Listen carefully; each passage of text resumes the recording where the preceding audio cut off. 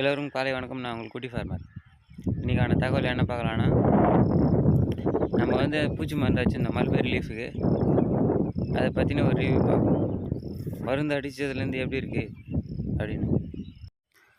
மருந்து அடித்த பிறகு வந்து படிப்படியாக வளர்ந்து வர இலைங்க வந்து நல்லாயிருக்கு.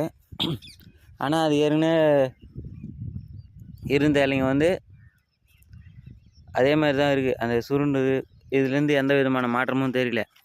ஆனால் வளர்ந்து வர இலைங்க வந்து நல்லாயிருக்கு. பூச்சி தாக்குதல் இல்லாமல் இருக்குது. அதே மாதிரி பழைய இலைங்களும் வந்து பூச்சிங்க இதை சாப்பிடாமல் இருக்குது. ஓகே தான், அப்படியே பாதிலே நின்றுட்டுக்குது. இந்த சாப்பிட்டு அப்படியே பூச்சிங்க வந்து சாப்பிடாமல் நின்று போச்சு. இந்த முடுக்கு வந்தது வந்து தெளிவே இல்லை. பழைய இலைங்க அப்படியே தான் இருக்குது. ஆனால் இந்த புதுசாக வர இலைங்க வந்து நல்லா சூப்பராக பல பலன்னு இருக்குது.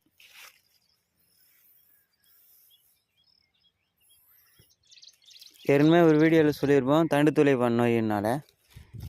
அது மாதிரி பாதியிலே கட் ஆகிட்டு சைடில் பல விதமான பிரான்ச்சஸ் உருவாகிருக்கு. மெயினாக இந்த மாவு பூச்சிங்க தான் கட் ஆக மாட்டேங்குது. இந்த ப்ராப்ளம் வந்து குறையவே மாட்டேங்குது. இதனால தான் இலை முழுக்கு வர்றது காரணமே. நம்ம என்ன தான் வந்து வச்சாலையும் வந்து ஒரு 75% தான் கண்ட்ரோல் ஆகுமே.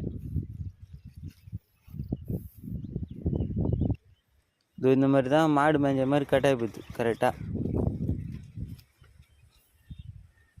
இலைங்க. ஈரப்பாதம் வந்து கொஞ்சம் நல்லா மெயின்டைன் பண்ணோம்னா தழை வந்து டே பை டே கொஞ்சம் அதாவது ஒரு 2 நாளைக்கு விட்டு வந்து பார்க்கும்போது தோட்டத்தில் அதனுடைய வளர்ச்சி வந்து கொஞ்சம் கூடுதலாகவே இருக்குது. நம்ம ஒரு 10 நாளைக்கு ஒரு ட்ரிப் தான் தண்ணி விடுறதுனால வந்து அது வளர்ச்சி கொஞ்சம் கம்மியாக தான் இருக்குது. ஆனால் தண்ணி மேலேயே வச்சுருந்தாங்கன்னா கொஞ்சம் சூப்பராக இருக்கும். நம்மக்கிட்ட வந்து தண்ணி கொஞ்சம் குறைவான அளவு தான் இருக்குது. நல்லா சரியான முறையில் விட்டு காப்பாற்ற முடியல.